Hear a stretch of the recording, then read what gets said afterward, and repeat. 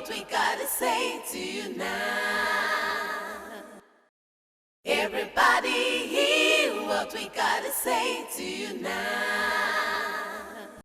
Everybody hear what we gotta say to you now.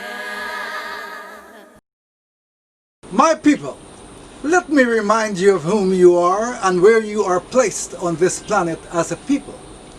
Africa is the only continent with the 0 degrees longitude, the Greenwich Meridian, and the 0 degree latitude equator imaginary lines run through. Africa is the center of the world, where everything starts and must finish. Nigeria is the heartbeat of Africa. A dead Nigeria is a dead Africa, and a dead Africa is an unbalanced world.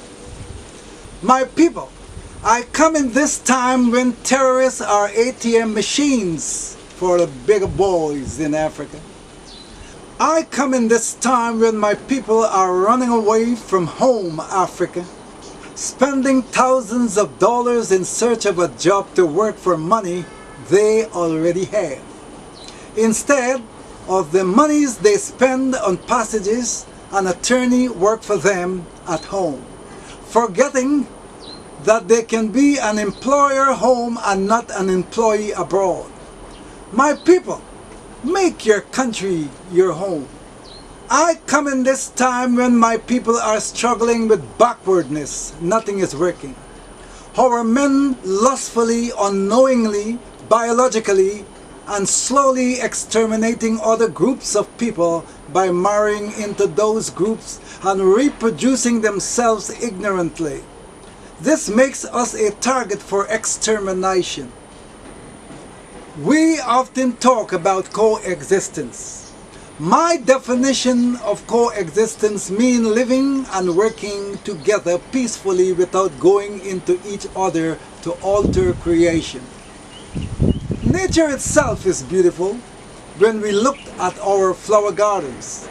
But when we savagely and deliberately try to alter it, we cause problems for ourselves in many ways by trying to recreate that which is already created by the Almighty Eternal Creator of the universe and all within. Invention is not creation. Invention is discovery. We were created the way we are, and it is good. We should not try to change ourselves, but to remain as we were created with love. Remember, there is beauty in authentic diversity. I am not a racist and can never be one. I come in this time when pregnant black women are taking drugs to bleach their unborn children in their wombs for them to have fair babies. They also bleach themselves to be fair in complexion and put on wigs of other races to change their original image. As a result of this action, African women are dying rapidly with all types of incurable cancers. I come in this time when some of our medical professionals, for the sake of money, encourage extermination practices on their own race. That is done through sterilized chemicals that are given to our women to destroy their fetus when they get pregnant. I understand this has been going on for some time, unknowing to us, along with the advice of abortion and limited children in the black families deemed as birth control. I come in this time when your sons are being set ablaze with car tires on their bodies and burned to death for stealing a meal for their stomach to stay alive for one day. And wicked thieves are looting the national treasury, carrying away billions of dollars unpunished and building mansions abroad, beautifying other men's country and preparing that country for tourism and potential investors with your capital.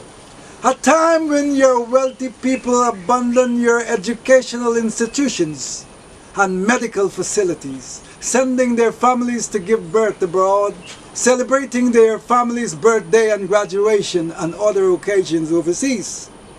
These children do not see Africa as their home. A time when you are finding it hard to get jobs here in your country. PhD holders are riding motorcycle as a form of public transportation operators to keep their families together and stay alive.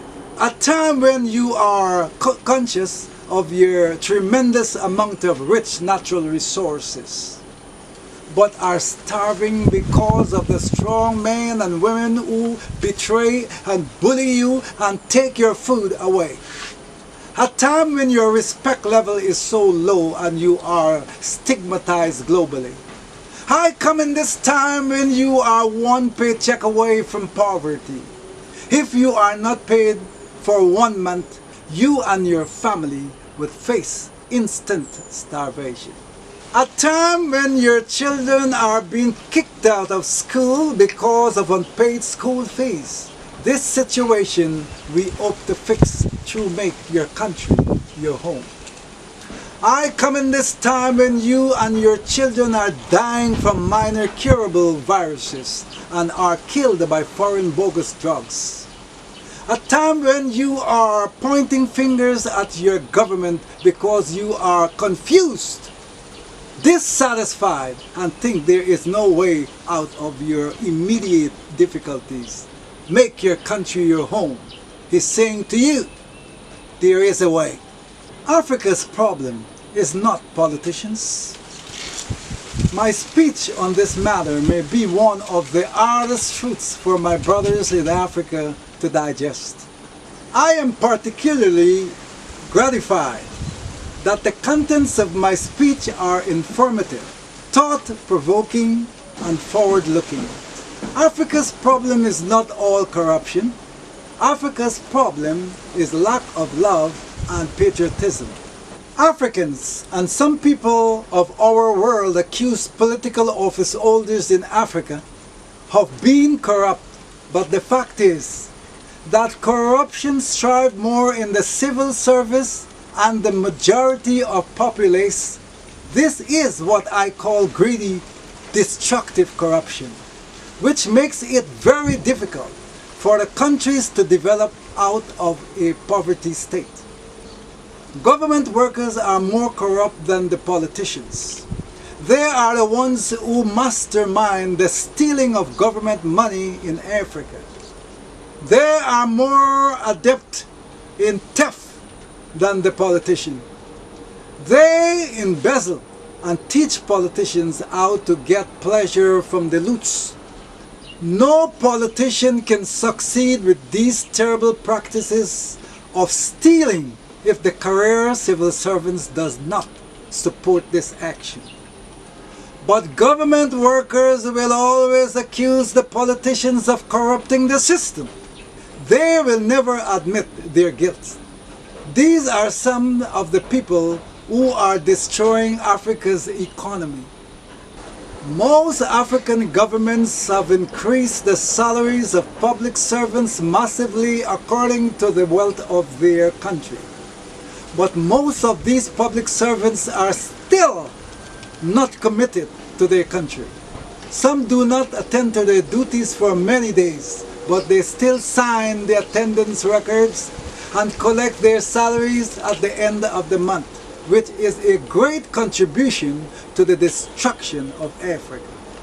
I found out that some of these public servants set up ghost workers in various government offices where they collect jumbo salaries. These busy politicians can never trace. These workers do not exist, but their salaries are being collected by highly placed civil servants in these government ministries. Civil servants are the ones who cause workers' salaries not to be paid on time in Africa. And they will pretend to take action and be among those who openly castigate government for ineptitude.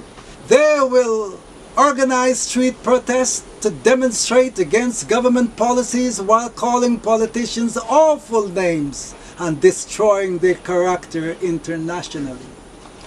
These civil servants will award themselves contracts and then organize sales of the same contract to other contractors so they can have kickbacks.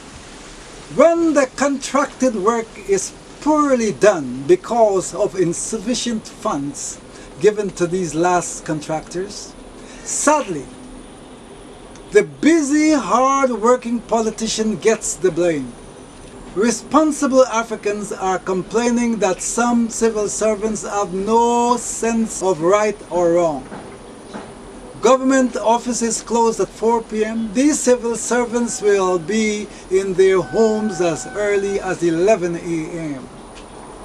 They go to work at whatever time suits them. Senior civil servants believe they don't even need to go to work every day.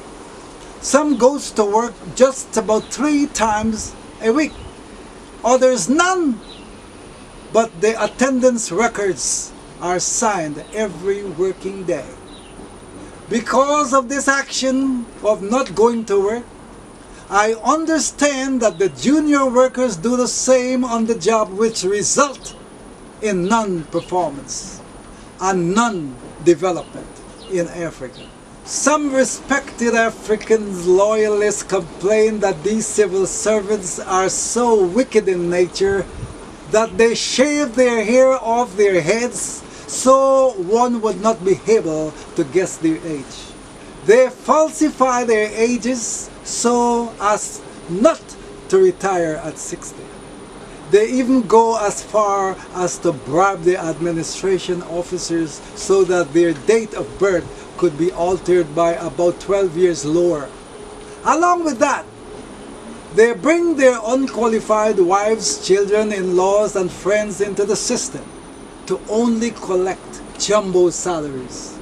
As a result, younger, qualified, unemployed people see no future in Africa, which has caused them to be leaving in mass numbers to developed countries as refugees. These civil servants turn the government work into their personal crooked business, then blame politicians for everything that goes wrong. Africa's civil service need to be scrutinized completely so that Africa can move on towards development and their citizens could make their country their home.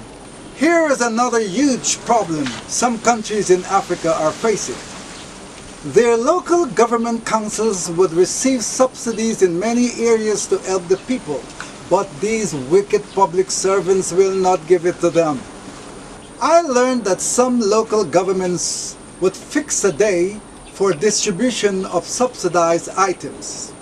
The first 100 people will receive whatever, and then the stockpile will be sold by these workers for a higher price to the rich. It is said that these people can loot anything, even human lives.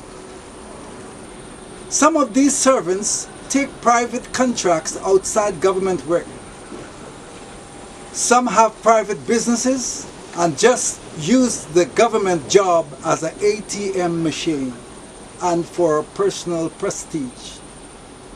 From my observation, another set of brutal people are the traders, who are just as cruel as the civil servants, which I personally felt the effect. They give the final death blow to the people. They use food as a weapon to kill both people and livestock. When there is a crisis or a festive season, they hoard the goods, raise the price 3 times the standard price, and punish the people, then blame government for causing the problem. Most insurance companies in Africa never work for the poor people. They are what I call business of deception. I also observed that some pharmacies are deceiving the people. They knowingly and wickedly sell dangerous fake drugs and cause more health problems instead of cures. They are the helping hands in extermination of our people. They are worse than corruption. They are merciless killers. In Africa, Teachers do not get the respect they rightfully deserved in regards to their salaries. This problem of discouragement has negative effect on their performances and their students. As a result, many qualified teachers are leaving Africa. This action has caused a lot of unqualified teachers to be in school in some countries in Africa, especially in the rural districts. Sadly, passengers pay a daily extra price to security forces in some countries in Africa. The law enforcement officers do not take money directly from passengers. They take it from the transporter, who then take it from the passengers. I personally felt the effect while passing through some African countries which has nothing, I mean absolutely nothing to do with politicians. From my observation and concern, there are too many kinds of law enforcement officers in different uniforms moving around with guns, which gives a false impression about the security position in some African countries. It shows that they are in civil disobedience. This action certainly sent the wrong signal and stopped development. I believe police should be the main internal security forces that will give peace of mind to tourists and investors. I believe that every citizen should be vigilant as a form of neighborhood watch, but I repeat, not running around with guns in their hands as untrained vigilantes. These vigilantes should be integrated into the regular force in an area they could contribute respectfully. Government cannot do it alone. Africa's opposition parties should remember that they are not just placed there to only oppose, but to oversee the government do the right thing. Not just to criticize negatively, for you are just as important to the nation as the governing party. These are some of the problems facing some African countries. The rivers in some African countries do not have enough fishes in them because the people find it their business to destroy the coral reefs for sand, which is the home of the fishes. The government wants to encourage the purchase of African produced products, but some traders' greedy behavior, lack of love and patriotism has made them to hoard the goods and inflate the price, which the average customer cannot afford, and to cause the people to blame government when they themselves created this problem, causing foreign goods to become the norm of the day. Another stop in employment and development. Some universities are qualifying incompetent undergraduates. When these undergraduates apply for jobs they cannot do, they blame government for not creating jobs. Government are giving free education from primary to secondary school level in some African countries. But educators are demanding for the student to pay school fee, and this is also blamed on the government. All government need is the cooperation of its people to run smoothly. Here are some serious additional problems that are facing Africa today. World Bank and helpful governments around the world give out grants to Africans to empower our people in all sectors. Some greedy people register microfinance banks to access empowerment funds which they give to their friends and families lavishly with kickbacks in place without giving it to the right people. They even assist their families and friends to copy this unscrupulous behavior of making money and destroying Africa. These acts are done through some wicked people and sadly some religious leaders. Africa's most populous countries is faced with catastrophic circumstances that will affect the developed countries. This unity has been steadily growing in Africa along with threats to break up countries in Africa, which will make these African countries smaller and create more wars. Some of these groups settled and claiming landlocked areas within those countries they seek to break up. As a result, development has been arrested in these claimed areas. Conflicts replace love and unity. These sporadic conflicts leads to the growing numbers of refugees we presently have going on around the world. These refugee seekers are then infiltrated by criminals who use this opportunity to get into other countries to cause havoc by seeking vengeance, spreading their ideologies, destroying the image of their homelands and others. This refugee problem will certainly cause an overcrowded Europe and USA and create a bad economic condition for the citizenry if this situation is not kept. That is the reason why God put it in the heart of President Donald Trump to put up a border which is directly saying, make your country your home. Anyhow, people still disobey.